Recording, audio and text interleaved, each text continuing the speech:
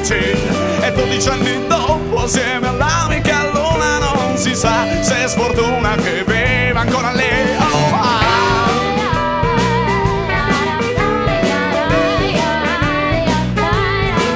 ma lasciatemi racconti poco com'è andata. La storia è cominciata con la signora Seas, Federico Babbasone, suo marito ogni mattino porta la moglie al vasino, non lavora mai.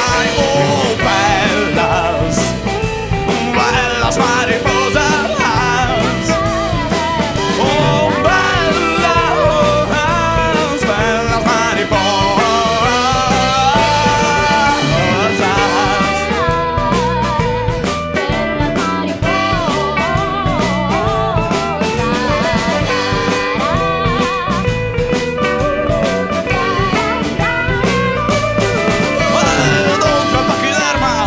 Piano di sopra, Tonio si buca, sempre voglia di una botta.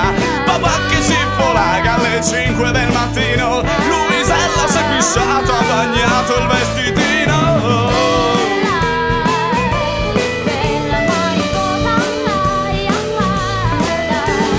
Non andiamo via, la farda tuffi al mare, quando nuoto mi dimentico il babbo del quartiere. Dovevo nascer pesce, mi piace guizzare sotto il pelo dell'acqua, poi uscire a guardare il sole, a guardare il sole.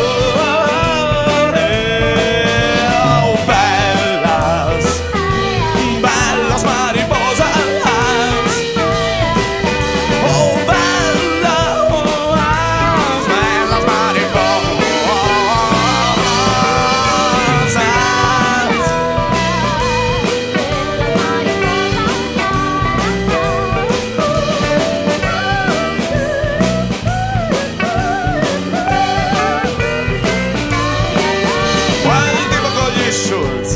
Che ci vuole offrire 30.000 per un pompino, a fare impagare. Luna morde il pezzo e merda, si inchina sanguinante, lo lasciamo bestemmiare mentre fuggiamo verso il monte.